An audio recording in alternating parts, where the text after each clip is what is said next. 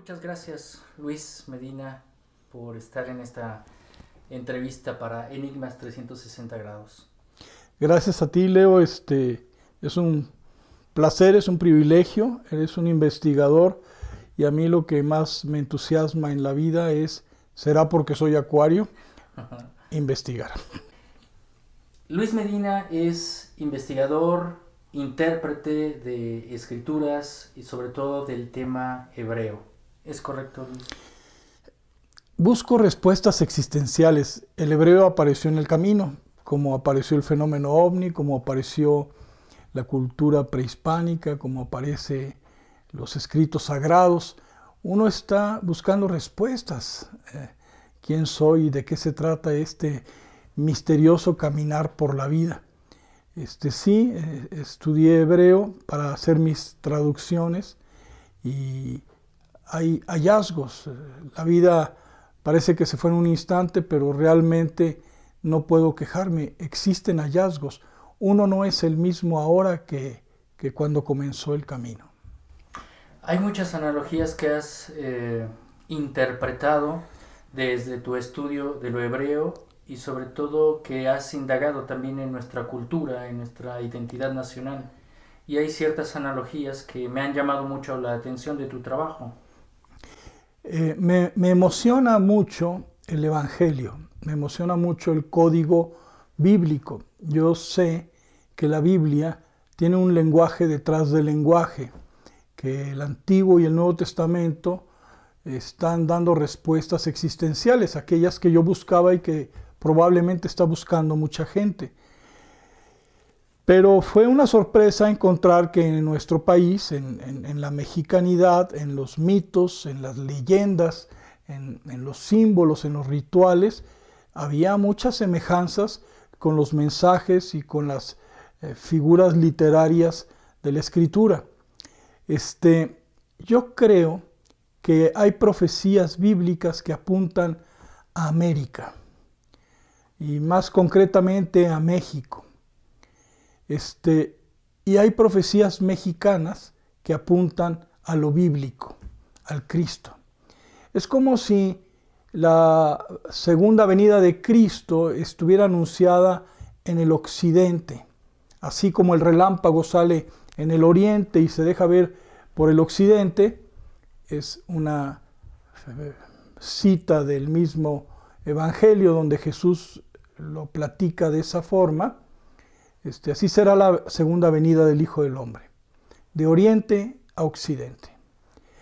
Y acá tenemos la figura de Quetzalcóatl, que entre las tantas leyendas se habla de que se introdujo en el mar, en el Golfo, con una balsa de serpientes, que se convierte en el lucero de la mañana, que se convierte en Venus. Y eso es de oriente, de occidente a oriente. Eso podría parecer peccata minuta, esto podría ser una nimiedad. El problema es que el simbolismo bíblico trae un costal de analogías con lo mexicano. Y el simbolismo mexicano trae un costal de analogías con lo bíblico. Jesucristo prometió regresar y Quetzalcóatl habló de un retorno también. El pueblo mexica tiene una travesía que es un recorrido en la búsqueda de una tierra prometida, y el pueblo hebreo, todos conocemos la salida de Egipto, liderados por Moisés, para llegar a una tierra prometida. Pero hay infinitas semejanzas. El nacimiento de Jesús, de un embarazo de María, del Espíritu Santo, donde no hubo intervención de hombre alguna, se asemeja al embarazo de Coatlicue por una pluma que desciende del cielo. Es otro embarazo celestial y que no hubo intervención de hombre alguno. Las figuras de Jesús y de Huitzilopochtli son semejantes. En el caso mexicano es un símbolo del solar, del amanecer, Y en el caso bíblico, Jesús es el sol que traerá la justicia según Malaquías. Y nacerá el sol de justicia y traerá salud, salvación, sanación.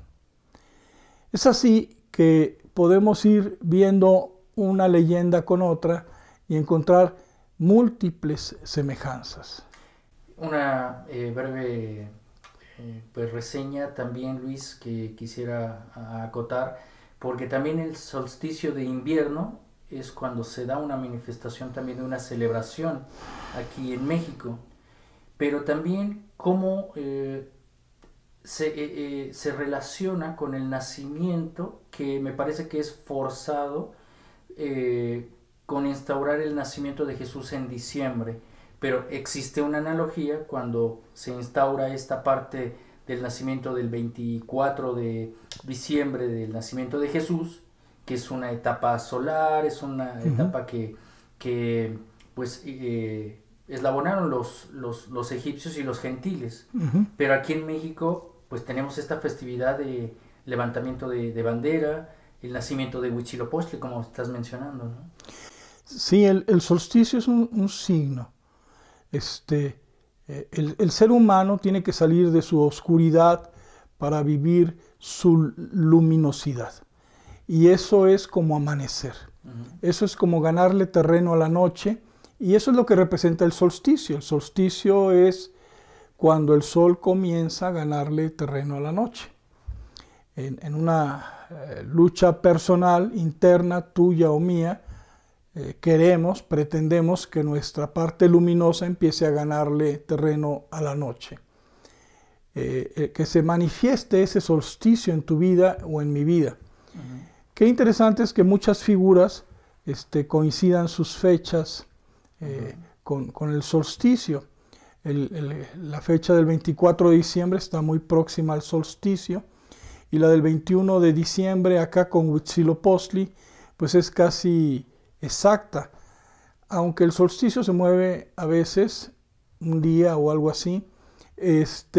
También hay que entender que la fiesta a Huitzilopochtli no duraba un día, podía durar 14 días o más, que es la fiesta de Panquetzalistli, que significa levantamiento de banderas. Hace rato que venía en el metro, vi que ahí estaba la ruta Pantitlán, y Pantitlán es banderas, también lugar de banderas. Y Panquetzalistli, si lo tradujéramos, no sé, de otra manera, podría ser banderas y quetzal. Quetzal como no tanto el ave, sino como aquel término que también se maneja, que es lo precioso. Quetzalatl era el río de agua preciosa, no necesariamente el agua del ave quetzal. Entonces, quetzal puede ser el ave hermosa de plumaje, o puede ser también una figura de algo hermoso, algo bello. Entonces, Panquetzalistli, la fiesta de Huitzilopochtli, podría ser el levantamiento de las cosas bellas, hermosas, que para mi gusto, es tiempo ahora de un levantamiento de valores trascendentes. Y el proyecto que traemos del regreso de los abuelos tiene que ver con eso, y creo que la humanidad en su historia, en su caminar, las diferentes generaciones y vidas, hemos llegado a este punto precisamente para rescatar los valores que nos recuerden que somos seres de luz. Y lo bíblico apunta a ello, y lo mexicano también. Curiosamente, pareciera que las dos fuentes están muertas. Tú hablas de la Biblia y parece que estás hablando de algo antiquísimo, que la gente ha estado creyendo y se fanatiza, y hubo hasta guerras y cruzadas y cosas así, pero pues eso ya tiene 2000 o 3000 años. Lo mismo podríamos decir de la mexicanidad, pues los aztecas ya se murieron, aquí no hay ninguna tribu azteca a la vista, y pues ¿por qué vienes a tocar el punto? Pues no, parece ser que la Biblia se escribió hace 3, 4,000 o 2,000 años para esta generación, exclusivamente para esta generación. Porque había Biblia, sí, pero estaba desacomodada. Y segundo, no había imprentas. Hasta el año 1500 con Gutenberg empieza a masificarse la Biblia. ¿Y de qué sirve que surja la imprenta y haya Biblias si empiezan las condenaciones? Los católicos prohíben leer la Biblia protestante y los protestantes prohíben la Biblia católica. Y además, entre ellos mismos, pues yo cuando era pequeño estaba prohibido que leyera la Biblia por mí mismo. Tenía que ir a un estudio católico, un sacerdote, un cura, que me guiara, porque no era permitido que uno por su propio pudiera leer y estudiar e interpretar la Biblia. Hasta ahora. Tú puedes salir ahorita, ir a una librería y comprar una Biblia. Y nadie te dice nada. Tú puedes poner el internet y agarrar cualquier pasaje bíblico y nadie te dice nada. Lo puedes leer, lo puedes estudiar y lo puedes interpretar. Pero eso es hasta ahora. Antes no era posible. Has tocado un tema muy interesante que es la interpretación. Y eso es lo que te has dedicado en estos años, ¿no? de estudio y sobre todo, ¿qué tan difícil es interpretar? Porque en cuestión de la Biblia, que es un aspecto de la unión de dos partes, la hebrea, la cristiana, pero cuando se trata de interpretar, hay mucho choque. ¿Cómo salir? Yo creo que solamente hay una manera de interpretar correctamente. Vivimos en un mundo de confusión, todo es misterioso, y pedimos verdades, pedimos revelación. La única manera de que la verdad llegue a ti, la revelación llegue a ti, el entendimiento de los misterios se te dé a ti o a mí o a cualquiera, es que uno viva la verdad. El que vive la verdad, el universo le manda verdades. El que vive la simulación, el universo le manda simulación. Apariencia, mentira, engaño, trampa, enigma. Perdón, digo por lo de tu programa. Aprovechando un comercial. Pero a lo que me refiero es que si tú te alineas, lo que piensas es lo que dices y es lo que haces, es como si agarraras la frecuencia de Dios. Porque Dios es congruente, uno no. Nosotros pensamos una cosa, decimos otra y hacemos otra. Hay una palabra hebrea que se translitera en nuestro vocabulario, bueno, en nuestras letras comunes, como SPR, que se podría pronunciar Seper, Sipur o Sopar, depende qué vocales le pusieras. Y podría ser Sefer, Sipur, Sofar, porque la P en hebreo puede sonar como F. Y representaría tres cosas distintas. Emanar, los sefirots, es una emanación, un pensamiento. El dictar y el escribir o poner por obra, que también se puede traducir como libro, sefer. Entonces, si le pones unas vocales, significa pensar, emanar pensamientos. Si le pones otro, es hablar, dictar, elegir. Y si le pones otros, es llevarlo a cabo. En la Biblia no se escribían las vocales, en el hebreo antiguo. Entonces, cuando aparece el SPR, no sabes si se está refiriendo a pensar, a hablar o a hacer. O a sentir. Porque Dios no necesita tres palabras. Lo que Él piensa es lo que Él dice y es lo que Él hace. Él con una palabra le basta. Y dijo Dios, sea la luz, y la luz fue. Vayomer Elohim, Yehior, Vayehior, y la luz fue. Si Él lo dice, sucede. El hombre no. El hombre necesita tres palabras. Porque una cosa es lo que piensa, otra cosa es lo que va a elegir y otra cosa es lo que va a hacer. Estamos desalineados. Entonces, como una antena de radio que estás agarrando la frecuencia en los radios antiguos, que estabas buscando la estación. Es cuando la línea se afila y entonces captas la señal. Si está desalineado, todo es ruido y no se comprende. Igual, la vida no se comprende. Es misteriosa porque estamos desalineados. Si yo me alineo, si yo empiezo a vivir la verdad, entonces voy a agarrar la señal de Dios, o la señal de la verdad, o la señal de la revelación. Y entonces tendré Kabbalah propia.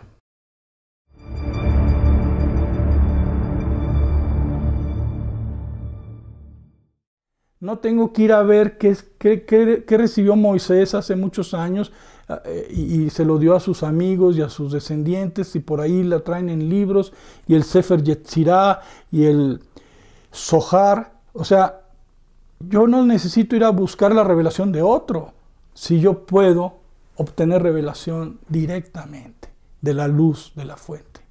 Y eso es una posibilidad de todos.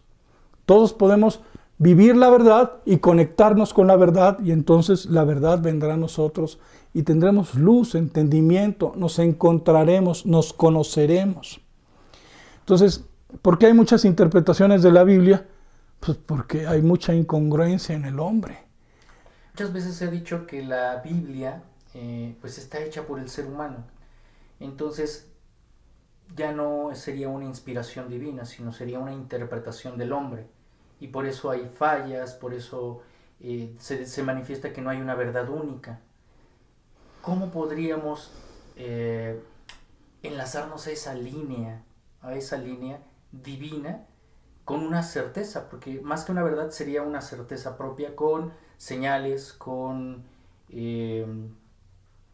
sincronías de alguna forma, para poder verificar. Hay que empezar a dudar de lo que creemos que es visible, tocable, material. Todo esto está sostenido por algo invisible. La misma ciencia ya concluyó que hay una energía y hay una materia oscura, y no porque sea de los malos, sino porque oscura es porque no la ven, es algo transparente, invisible. Hay algo invisible que está sosteniendo todo lo que sí vemos y sí tocamos. Entonces lo espiritual es lo más real que hay, es el sostenedor de lo sostenido. Pero tenemos que ir adentrándonos a esa realidad en la misma manera que te platicaba hace rato. No hay un curso ni hay un método que pueda sustituir el amor a la verdad. Y la verdad os hará libres. Tú tienes que vivir la verdad. No al 100%, yo sé que ya fui incongruente hoy, o ya mentí. Dile al vendedor que no estoy, o al que le debo. Mentimos todo el tiempo. Fui a pescar y pesqué un pescado de este tamaño, y era de este tamaño, pero exagerar es una forma de mentir. Yo luego digo, paso delante de las muchachas y sumo la panza para que vean como que no estoy tan panzón. Eso es otra manera de mentir. Mentimos de 1000 maneras, todo el tiempo, todo el día. Y es muy importante para nosotros, lo primero que hacemos en el día es ir al espejo para disfrazarnos. Es que necesito que mi pelo se vea para allá, y necesito oler de esta manera, y necesito verme de esta otra, y que esto combine con esto otro. Porque ya vamos a iniciar un día más en el mundo de la simulación. Qué difícil es llegar al mundo de la autenticidad, al mundo y al universo del yo soy. Yo estoy siendo el que estoy siendo. El día que lleguemos ahí, no nos interesará mucho cómo nos ven afuera, porque habremos resuelto el drama más grande, que es cómo me veo a mí mismo. Y nos sentiremos bien. Entonces, hay señales, pero las señales no están para todos. Las ve el que está buscando las señales. dice Jesús, ustedes ven que viene el viento, sopla y saben que el verano está cerca, entienden sus tiempos de la naturaleza, pero ¿por qué no pueden entender estos tiempos? De la visitación de la luz a sus vidas. Hay que tener ojos para ver las señales. Son muchas, suceden todo el tiempo, pero no tenemos ojos para ver. Si amamos la verdad empezará a hablarnos de muchísimas maneras. Una de ellas es a través de señales que nos van conduciendo a algo. Yo escribí el libro Shevagrama y lo autografié con un seudónimo porque no puedo yo decir que sea mi libro.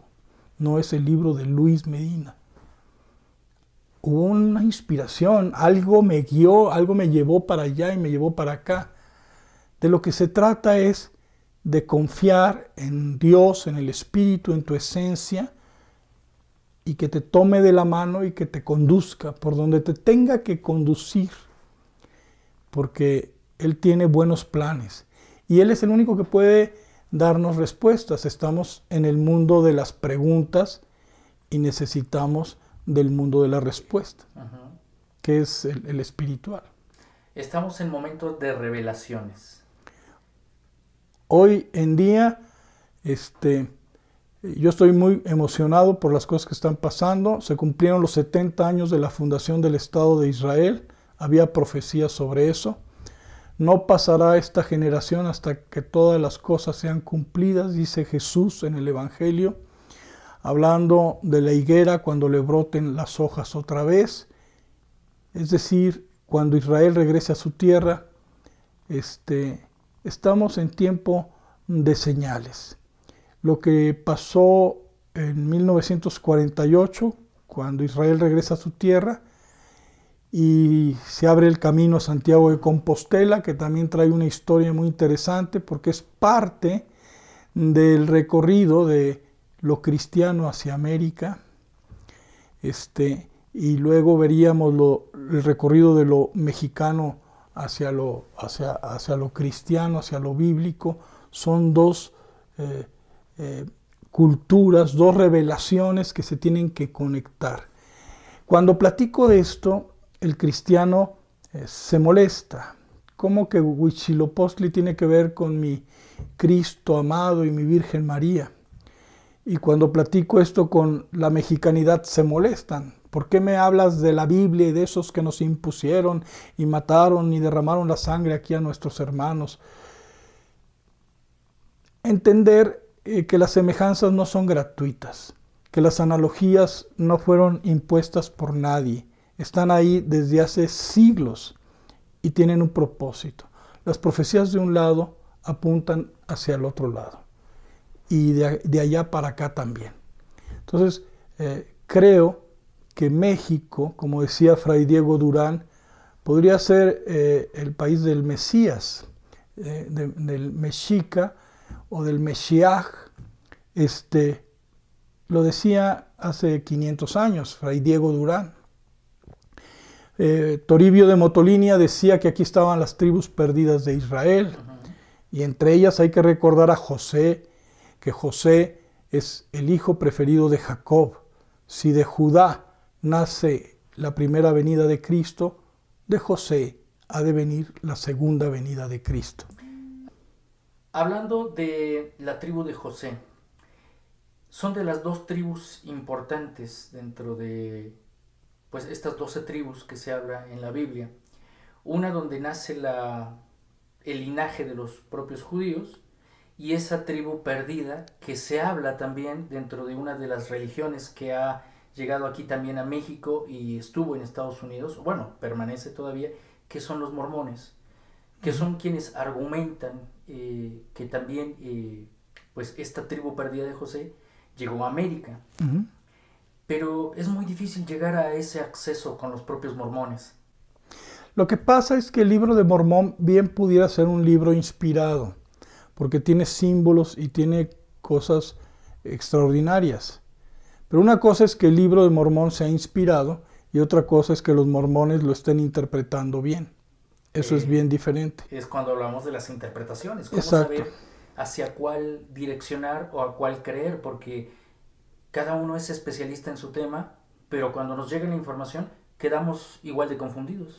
Yo creo que, con todo respeto, y me voy a hacer de muchos enemigos, pero yo creo que el judío poco entiende de judaísmo, el cristiano poco entiende de cristianismo y los mormones poco entienden del Libro de Mormón. El problema es el ostracismo. Cuando tú, como la avestruz, metes la cabeza en el agujero en la tierra y no quieres ver ninguna otra cosa, estás en el nicho de los necios. Y es mejor, como dice Proverbios, enfrentarse a una osa que ha perdido a sus osesnos que a un necio en su necedad. Entonces, lo que está haciendo falta es apertura, está haciendo falta abrir la mentalidad, entender que hay un lenguaje y entender que hay otras maneras de ver. Si tú y yo platicamos de cosas diferentes, a lo mejor en la primera conversación chocamos. Si mañana volvemos a platicar, tal vez volvemos a chocar. Pero si hay buena fe y disposición, yo me iré alimentando de las cosas buenas que estoy aprendiendo de ti y tú te irás alimentando de las cosas buenas que aprenderás de mí. Eso es un ejercicio que no hemos hecho. Normalmente, en cuestiones de religión, la gente se cierra. Y eso es terrible, porque si habláramos de dinero, la actitud sería otra. Si tú me dices que tienes una manera de ganar mucho dinero fácilmente, yo estaría aquí muy atento. Y si yo te digo, pero la podemos mejorar, tú estarías muy atento. Y si luego yo dijera otra idea, tú estarías muy atento, porque se trata de dinero y todos vamos a ganar. Y fíjate cómo el dinero vuelve a demostrar que es, aunque no queramos, nuestro verdadero Dios. Porque cuando se trata de Dios, de la verdad, de la Biblia o de lo que, no podemos platicar. Si tú tienes una buena nueva y me la quieres transmitir, yo no la quiero escuchar. Y si yo tengo una buena nueva y te la quiero transmitir, tú no me la quieres escuchar. ¿Qué nos saldríamos ganando los dos si te escucho y me escuchas? Y nos vamos de escalón en escalón aprendiendo y encontrando cosas luminosas. Pero eso no lo hacemos. En cuestiones de religión no lo hacemos porque estamos aterrados. Estamos inmersos en el miedo. Y es un miedo que se ha vuelto institucional. Me parece que hablar de religión se mezcla con la institución y no con la profundidad de la esencia, ¿no? Cuando dices el dinero es Dios, es muy delicado hablar, porque a muchas personas le puede parecer algo aberrante, pero es realidad. ¿Cuántas personas no matan por dinero, hacen fraude? Y lo vemos con las instituciones, por ejemplo. Pero ¿por qué no ir hacia los valores, que también es un tema sumamente interesante? Porque hoy, aparte de las revelaciones que están surgiendo, las analogías de pueblos y la mirada que existe hacia México, existe una nueva visión, Luis, acerca del retorno de esos valores. Sí, yo intuyo y yo apuesto a eso. Creo que sí viene un retorno de valores, aunque habría que decir que son valores corregidos y aumentados, porque no podemos afirmar que las generaciones pasadas fueron mejores.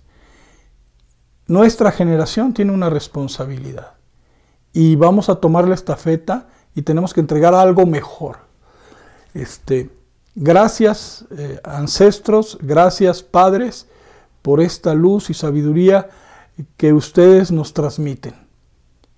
Y ahora aportaremos la propia de nuestra generación y seguiremos en el avance y en la evolución de la humanidad. Estamos en tiempos definitorios: o nos autodestruimos como humanidad o damos el brinco a una nueva valoración de de las cosas. Como dice la Biblia, cielo nuevo y tierra nueva. Pero es el tiempo de la decisión, de la definición. Estamos en el examen final.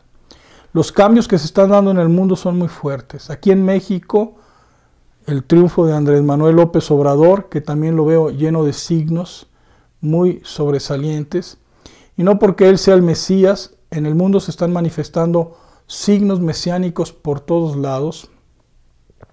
Entendamos que la posibilidad del retorno de Cristo y de Quetzalcóatl también se podría explicar como un Cristo múltiple.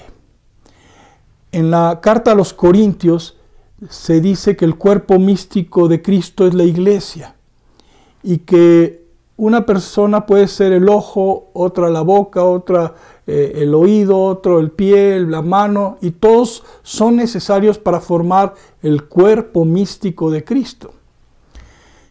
Creo que hoy en día hay muchos signos mesiánicos manifestándose en el mundo que pueden estar formando ese cuerpo místico de Cristo. Y si Cristo es el camino, cualquiera que sigue el camino se vuelve camino para otros, para los que los siguen. Entonces, Nelson Mandela para mí era un signo mesiánico. Martin Luther King era un signo mesiánico para mí. A lo mejor, no sé, yo no sabría, pero igual Greenpeace, que está salvando las ballenas y las selvas, es un signo mesiánico. Pero algo importante, Luis, yo creo que valdría explicar muy bien a las personas que nos ven a través de este video qué es el aspecto mesiánico, porque también hay que empezar a resignificarlo, porque la palabra se ha trastocado, se ha deformado, y muchas veces escuchar una palabra nos define con un sentido contrario que divide. ¿Qué sería mesiánico? Mesías viene, Meshiach, significa ungir, que es otra cosa que elegir. Con aceite elegían al rey, y al ponerle el aceite, al ungirlo con aceite, pues estoy escogiendo a este señor como rey de todos los demás. Con aceite se ungía al sacerdote. Este va a ser el sacerdote o el sumo sacerdote. Entonces, más que nada es una elección, es lo elegido, el elegido. Hay una figura en la Biblia muy hermosa. Cuando Samuel el profeta va con Isaí a decirle que uno de sus hijos va a ser el rey de Israel, pues aquel trae a sus hijos y los forma y le muestra al mayor, y Samuel dice, este no es. Y al siguiente, este tampoco es, y este tampoco es, y ni este, ninguno. Y le dice Samuel, pues ya se te acabaron los hijos, ¿qué no tienes otro por ahí? Pues sí, tengo al menor, es un pastorcito que está allá cuidando las ovejas. Pues no me voy a mover de aquí hasta que venga. Y llega y lo unge con aceite como rey de Israel, y es David, el rey David. Entonces, el verdadero Mesías, el plus ultra de todos los Mesías, el Juan Camaney de todos los Mesías, está dentro de ti, está dentro de mí, está dentro de la gente que nos está viendo. Si alguien viniera y me dijera, Luis, ¿qué es lo mejor que tú tienes? Ah, lo mejor que yo tengo es mi inteligencia. Y Dios me diría, no, tu inteligencia no es lo mejor que tienes. Ah, lo que yo tengo es mi habilidad, yo sé tocar la guitarra, yo pinto, yo tengo muchas... No, eso no es lo mejor que tú tienes. Ah, mi cuenta en el banco, mi patrimonio, mi dinero. No, eso no es lo mejor que tú tienes. Mis hijos, tengo muchos hijos, y tengo buena fama y soy muy respetado en la colonia. Tu buen nombre no es lo mejor que tienes. Muéstrame lo mejor de ti. Lo que yo escogí en ti para que un día gobierne tu vida. Pues será mi conciencia. Sí. aquella que tenías abandonada allá a lo lejos, como David que estaba pastoreando a las ovejas y nadie pensaba en él. Tenemos nuestra conciencia ya arrumbada y Dios dice, a ese escogí para que un día gobierne tu vida. Yo lo escogí, ese es el ungido. Entonces, ¿cuál es el Mesías de Leobardo Peña? Tu conciencia. Ojalá un día gobierne tu vida. ¿Cuál es el ungido de Luis Medina? Mi conciencia. Ojalá un día gobierne mi vida. Entonces, cuando yo digo que están manifestando signos mesiánicos, es gente que está moviendo a las conciencias a despertar. O dime que Nelson Mandela no movió conciencias. Que Martin Luther King no movió conciencias. Que Greenpeace no está moviendo conciencias con el amor a la tierra y la protección a los animales.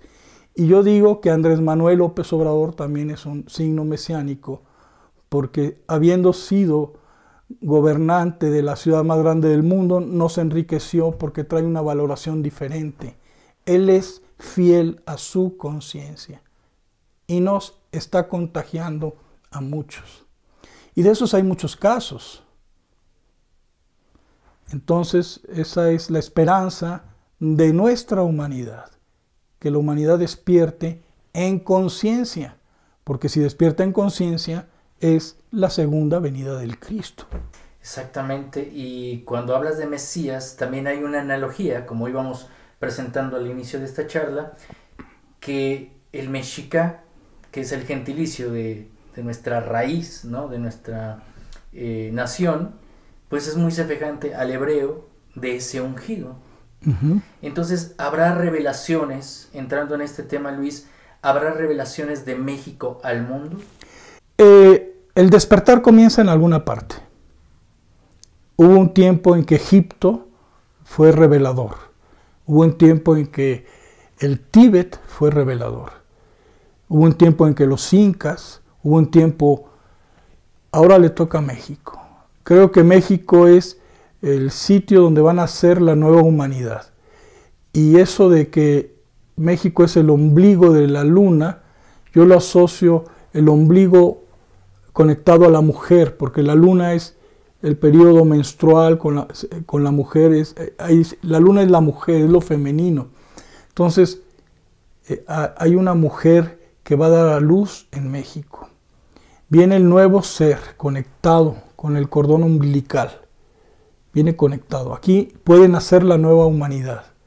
Aquella discutida profecía de Cuauhtémoc al morir de que ahora se ha oscurecido, pero vendrá y saldrá nuevamente el sol y alumbrará el Anáhuac y al mundo entero, podría estar hablando también de eso. Y no es porque sea yo localista y quiera que México gane el mundial. Tiene que ver con seguir señales y que entender que los cambios que se están dando en México no son casuales. La cuarta transformación también trae símbolo. Que se llamara Morena el partido trae símbolo. Y yo no soy político, pero observando y buscando respuestas existenciales, converge con esta abrumadora masa de símbolos. Andrés Manuel tardó 3 días en nacer físicamente y tardó 3 elecciones en ser presidente. Hay muchas cosas.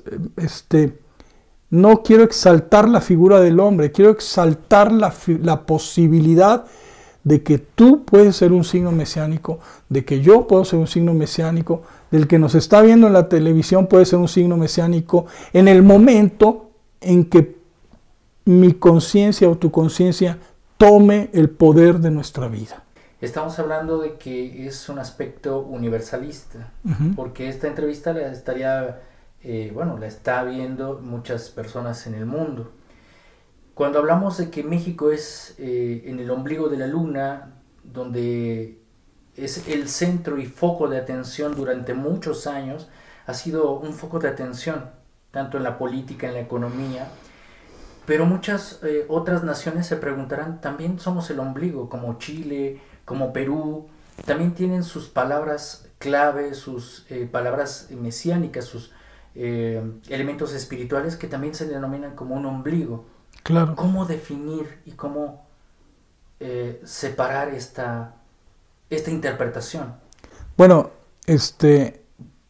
lo sutil es siempre mucho más indispensable que lo denso.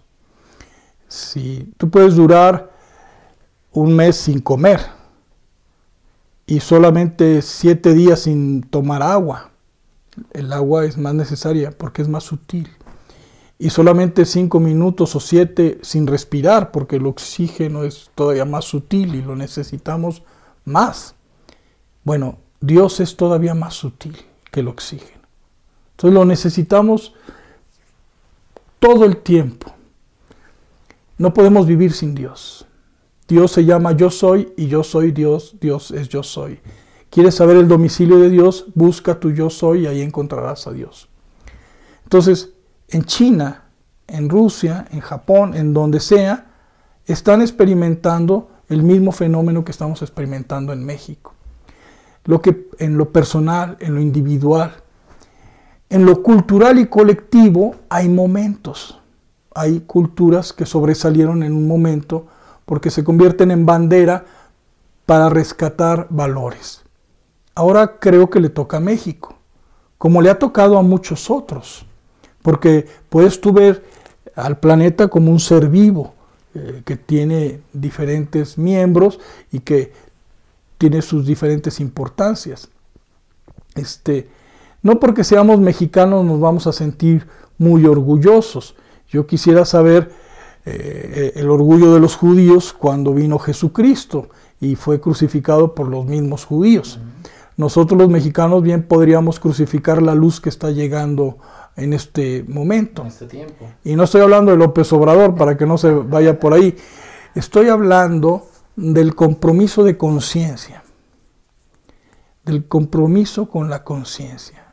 Necesitamos despertar, dejar la simulación, empezar a jugar a las verdades. Y entonces las verdades nos van a gritar su revelación por todos lados, en tu sueño nocturno, en lo que leas, en lo que te suceda en el día, en cualquier reflexión, en un encuentro casual, ahí Dios estará gritando verdades y te serán muy claras, porque ya estás conectado, porque ya está reinando en ti el Mesías, ya está reinando en ti lo que Dios escogió desde hace mucho tiempo para que tomara el poder de tu vida, pero que lo habíamos dejado así. ¿Cómo conciliar este aspecto también de la palabra de Dios o la interpretación del nombre de Dios para hacerle un valor universal?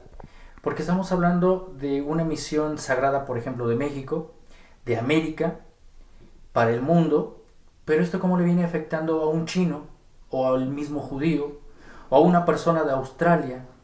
¿Cómo podemos conciliar esos valores en las diferentes culturas? En la Biblia se habla del don de lenguas. Y el don de lenguas no es más que hablar en metáforas. Lo malo de una metáfora es que te puedes creer el cuentito y quedarte con la superficie. Lo bueno de una metáfora es que de manera sencilla te explica algo profundo. Entonces siempre habrá el que se confunda con la metáfora y siempre habrá el que encuentre profundidad en una metáfora. Por eso Jesús hablaba en parábolas. Ya desde el libro de Proverbios decía que la sabiduría hablaría en parábolas. Porque todo lo que nos rodea está hablando en parábolas. El universo es una parábola. Cuando voy y me veo en el espejo digo, qué bonita parábola, porque eso no soy yo, pero de alguna manera refleja lo que yo soy. Entonces hay que quitar la cortina para ver qué hay más atrás de la metáfora y de la parábola y de la vida y de lo que yo creo que yo soy. Hay que hacer la cortina a un ladito. Y cuando movamos la cortina, ese movimiento le servirá al mexicano como le va a servir al chino y le va a servir al ruso, porque todos tenemos la misma necesidad de encontrarnos a nosotros mismos.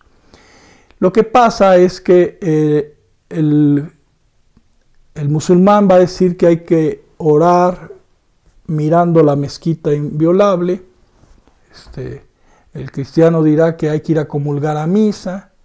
El judío dirá que hay que celebrar la Pascua con pan sin levadura y nada de puerco, no les van a poner puerco ahí en la comida, tiene que ser la alimentación como se las dijeron de manera rígida. Y entonces ahí por encima veremos infinitas divisiones y muros que nos separan. Traduce el símbolo de uno, traduce el símbolo del otro, traduce el símbolo del otro, y estamos hablando de lo mismo desde siempre.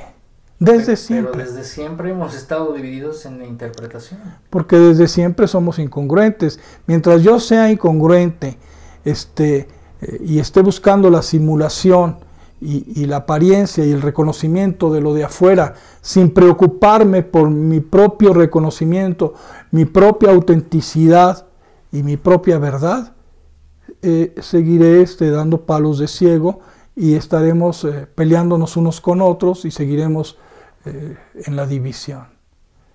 Nos vamos a unificar el día que despertemos. Acabo de subirme al metro en la mañana y yo no sé por qué no adelgacé, porque me apretaron de todos lados, sentí que ya no había... Y dije, toda esta gente que está aquí atrapada, soy yo. Aquel que está pensando en sus problemas, o aquel que tiene sus emociones, sus sentimientos, soy yo mismo en diferentes momentos. Pero la unificación entre todos los seres humanos no va a ser física, porque si no pasaría lo que me pasó con el metro. Todos vamos a estar apretados, ya no cabe uno más, no abran la puerta.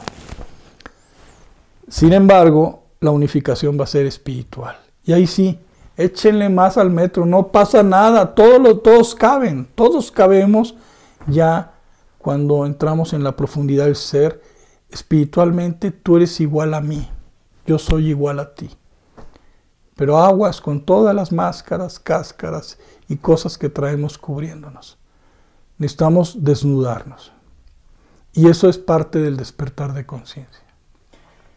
Ese es un tema tan interesante, pero también la palabra despertar de conciencia se ha mal usado.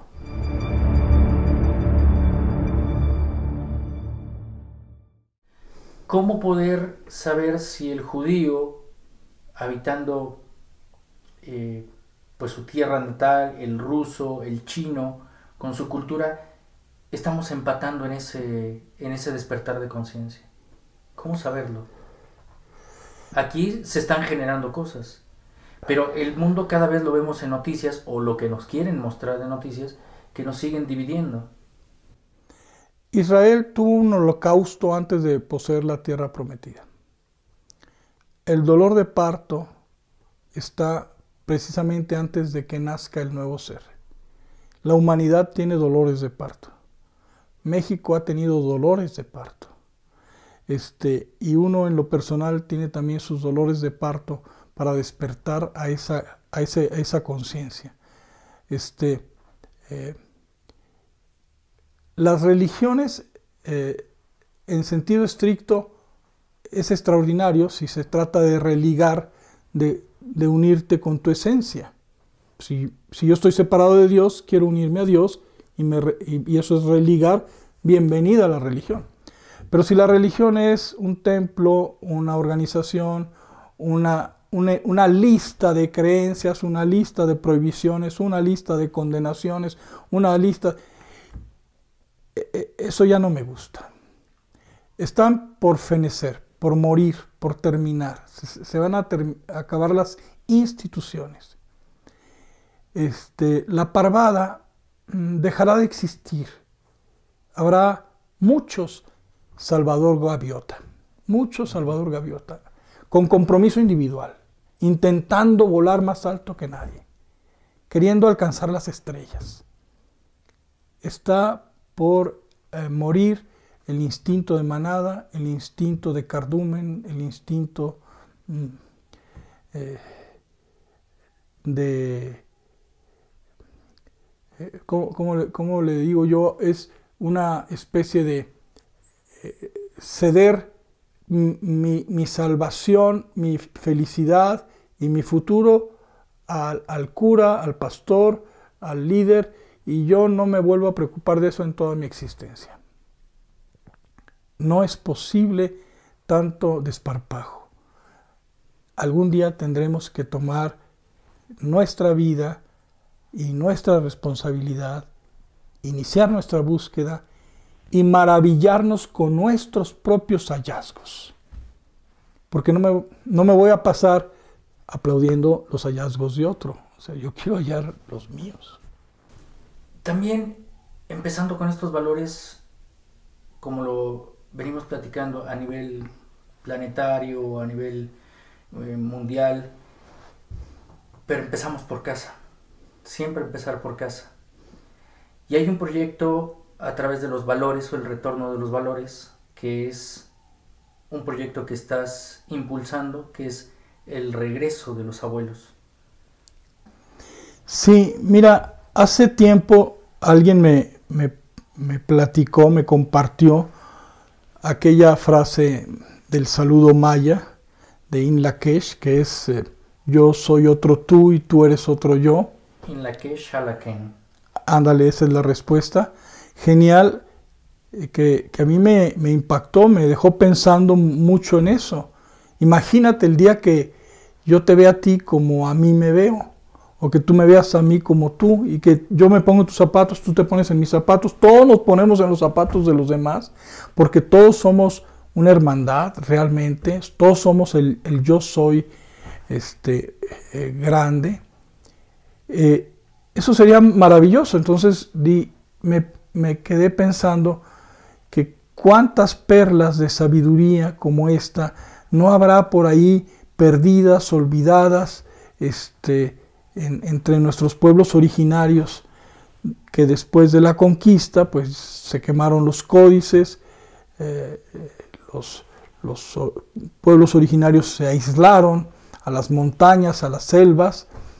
Algunos han mantenido tradiciones y su sabiduría y su cultura, y crecimos los mexicanos y toda América. A veces abusamos o abuso yo de hablar de México y la misión de México, pero si tú ves a un salvadoreño, si tú ves a un peruano, si tú ves a un boliviano, pues ellos son igual que tú y igual que yo. Somos una nación grande. América es una nación grande. Este segmento se llama México, pero América es grandísimo y todos somos hermanos, y cuando hablamos de profecías estamos incluyéndolos a todos, porque es de este lado del mundo donde van a pasar las cosas. Pero sí, la idea de rescatar valores tiene que ver con, aunque hay un pasaje en la Biblia que dice, no todo tiempo pasado fue mejor, porque precisamente la humanidad tiene que evolucionar y no hay que despreciar nuestro tiempo ni nuestra generación. Sí quedó sepultada la cultura mexicana o la cultura prehispánica, la de los pueblos originarios. Hay una lengua que tú hablas, que yo hablo, que es el español, y tenemos una cultura españolizada porque son el poder que imperó en la conquista, y es como si hubiéramos crecido con la madre patria, pero se nos olvidó o nadie nos platicó muy bien quién había sido nuestro padre patria. Llega el tiempo de la madurez en donde nuestro pueblo crece para exigir y retomar a ese padre patria que nos tuvieron tan alejado, tan perdido. Y la idea de este proyecto es hacer una aldea de abuelos en el cerro de Coatepec, ahí por Tula Hidalgo, donde nace Huitzilopochtli, según la leyenda, una aldea de abuelos donde venga un hombre de sabiduría purépecha, un hombre de sabiduría rarámuri, un hombre de sabiduría lacandón, un hombre de sabiduría totonaco, huichol, y nos regresen, nos platiquen a todos los mexicanos quién era nuestro padre patria, y que veamos, si es posible, esas perlas de sabiduría que seguramente se conservaron en todos estos siglos. Es un rescate cultural, sí, pero a mí lo que más me interesa es que sea un rescate de valores. Y hay un plan, un proyecto, estamos trabajando en él y Dios conducirá como hasta ahora las cosas. Ese proyecto, hasta donde tengo entendido, está en 3 fases. Una sería una peregrinación, otra sería la aldea que mencionas, y otra precisamente que me parece algo extraordinario, porque eso sí sería de alto impacto para el mundo, la escalera en el Cerro del Coatepec. La escalera, imagínate 2,000 o 3,000 peldaños de la base del cerro hasta la cumbre, y que cada peldaño tenga una frase en letras de barro. Y esa frase sea una máxima de sabiduría. Entonces tú subes un escalón y reflexionas sobre esa máxima. Subes otro escalón, reflexionas sobre esa máxima, y así sucesivamente vas ascendiendo en la escalera. Podrías subirla en un día o podrías tardar una semana si te quieres ir masticando, digiriendo el conocimiento, y podríamos poner albergues alrededor para que ahí pase la gente la noche y al otro día continúe. Lo que sí me queda claro es que la persona que baje no va a ser la misma que subió. Es un alto en el camino, es una reflexión profunda, y sería la sabiduría ancestral en todo su esplendor. Una sabiduría que, para tener el título de sabiduría, requiere forzosamente tener valor universal. Lo sabio aquí es tan sabio en China. El valor de la sabiduría aquí tiene que tener universalidad. Y que esa escalera tuviera estandartes. Si estos 10 primeros peldaños son de la cultura, yaqui, poner un estandarte yaqui. Si son de la cultura huichol, poner un estandarte huichol. Maya, maya. Entonces la escalera sería una gran serpiente de banderas que subiría hasta la cumbre. Y se cumpliría la fiesta a Huitzilopochtli de levantamiento de banderas, Panquetzalistli, que no sería otra cosa que levantamiento de cosas hermosas. El prefijo bandera y el sufijo de quetzal, que tiene que ver con lo hermoso, y que no es otra cosa que levantar valores. Y esto también está acompañado con una caminata ritual. Esto está influenciado, Luis, también como lo que mencionabas, como el Camino de Santiago. ¿Hay alguna inspiración? ¿Hay algún elemento que esté eslabonado? ¿Tú lo estás eslabonando? ¿O cómo es que se llega a esta propuesta de hacer una caminata? Mi papá nos ponía a armar rompecabezas. Tiraba todas las piezas en la mesa y ármenlas. 1,000 piezas o 2,000. Cuando comienzas el rompecabezas no sabes de qué se trata. Uh-huh. Es hasta que vas sumando los embones que ya te das cuenta en la estampa final de qué se trataba todo. Mi caminar es así. Mi padre reabre la ruta a Santiago de Compostela después de 500 años de estar suspendida, junto con otros peregrinos, 1948. Yo no tenía la idea de hacer también una peregrinación. Si mi padre hizo una peregrinación importante, ahora me toca a mí hacer otra importante. Para nada estaba pensando yo en eso. la vida te va conduciendo. Y al rato volteas y ya empiezas a ver cómo está armado el rompecabezas y dices, ah, caray, de eso se trataba la estampa. Pero no es que lo esté haciendo uno conscientemente. Existe una ruta anterior a la de Santiago, que es la ruta de Prisciliano, desde Judea hasta el fin de la tierra, antes conocido, que está en España, cerca de Santiago de Compostela, Finisterre. Búsquenlo en internet, Finisterre, y van a ver qué lugar tan bonito. Ellos creían que ese era el fin de la tierra.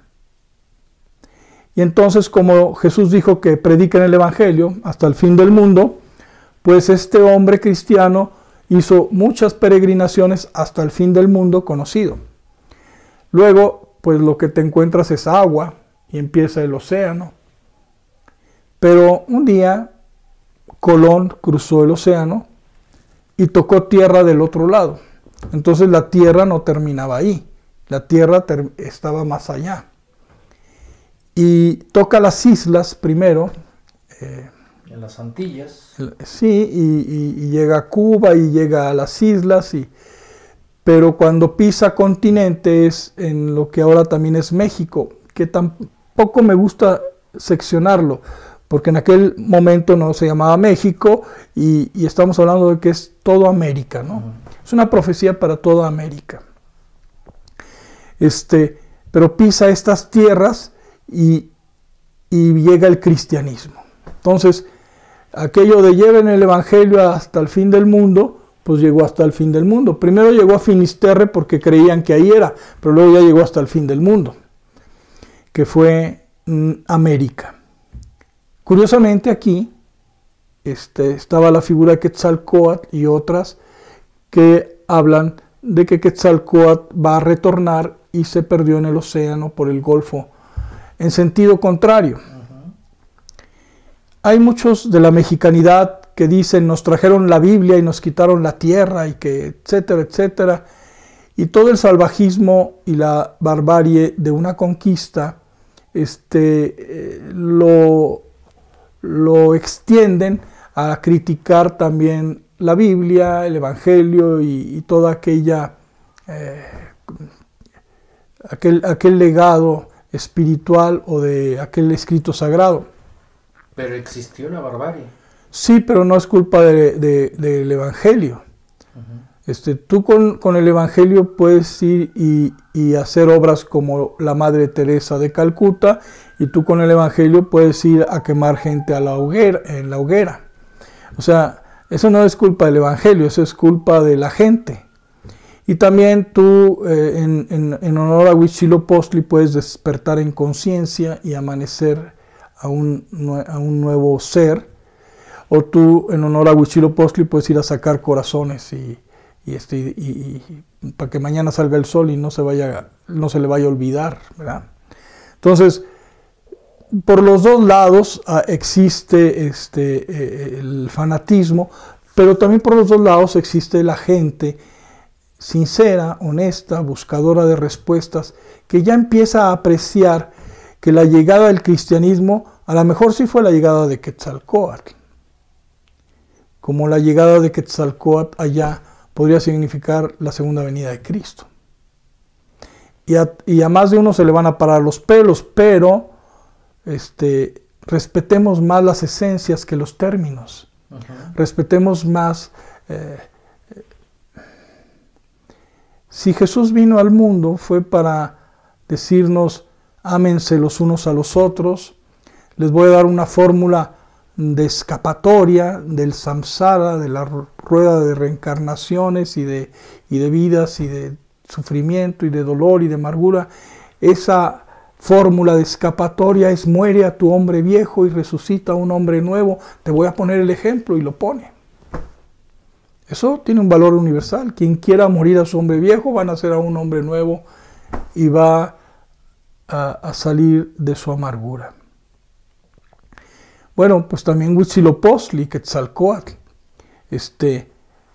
Quetzalcóatl, con su prohibición de sacrificios humanos, con toda la aportación cultural espiritual que dejó en Tula, pero que después se extendió hasta Cholula, Puebla, y que después incluso se dice que es una influencia muy importante entre los mayas, no puede pasar desapercibido. No es solamente la cuestión agrícola y que si les enseñó a sembrar o les enseñó a pintar o les enseñó las artes, es la cuestión espiritual, es el rescate de valores y muy importante, lo que decíamos del Mesías, es el poner a la conciencia como tu valor principal.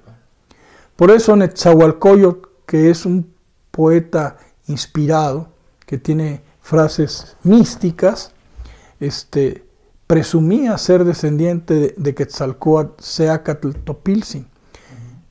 Quería presumir, o sea, porque Quetzalcóatl no escribió nada, pero todos los tlacuilos escribieron de él. Pues nos acercamos ya al final de esta entrevista, Luis, y algo importante, estamos en tiempos de revelaciones y en un gran tiempo de conciliación. ¿Cuál sería ese mensaje para hoy?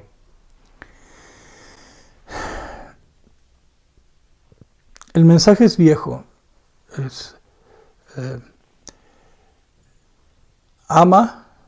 ámate a ti mismo para poder amar a los demás. Como hagas a los demás, se te hará. No hagas a los demás lo que no quisieras que hicieran contigo. Y sé fiel a tu conciencia. En una carta, Pablo dice, los impíos han cauterizado su conciencia. El pecado de conciencia es el único pecado que existe. Si tú matas pero no fue adrede, no es pecado. Y si tú quisiste matar a alguien y se te escapó, ya pecaste en conciencia, aunque no lo hayas matado. El único pecado que existe es ir en contra de tu conciencia. Llegó el tiempo de hacerle caso a Pepe Grillo, a la vocecita, que parece un silbidito, no se oye mucho. Tú le escuchas una vez y pones por obra lo que te dice y su voz aumenta de volumen. Tú le escuchas otra vez y su voz aumenta de volumen. Y llegará el momento en que la voz de la conciencia será bastante clara porque hace tiempo que le estoy poniendo atención. Pero si yo, cuando me habla la conciencia, le doy la espalda y me vuelve a hablar la conciencia y la ignoro, al rato ya ni la voy a escuchar. Allá tenemos refundido a Pepe Grillo. Me quedo con esa reflexión. La conciencia es el valor más importante que antecede a cualquier cosa. Muchísimas gracias, Luis. Gracias a ti, Leo, por todo.